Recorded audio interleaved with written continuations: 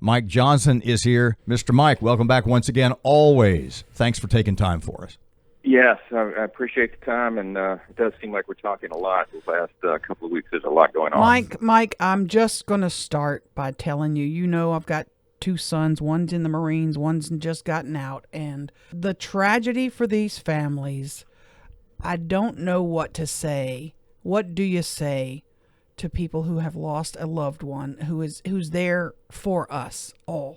Well, first we say thank you. I mean, our prayers are with our troops and our allies and friends and all those on the ground in Afghanistan. All of this was totally predictable, totally avoidable.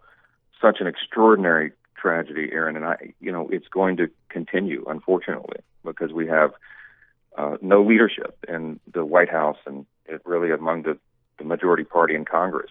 We are taking drastic measures right now. I'm introducing a bill today to designate the Taliban as a state sponsor of terrorism, to require the U.S. State Department and the Secretary of Defense to take the steps to do that. But we're cooperating. We're cooperating with the Taliban for security at the airport. How crazy is that, Mike? It's crazy. Yesterday was the deadliest day for our troops in a decade. We had 108 people killed. Of course, 13 American soldiers. 18 others are seriously injured. The Taliban is running checkpoints, right? Did they allow these suicide bombers through? I mean, this is a very important question. They are a terrorist organization themselves. ISIS-K is claiming responsibility, but it's like having two bad cops in charge.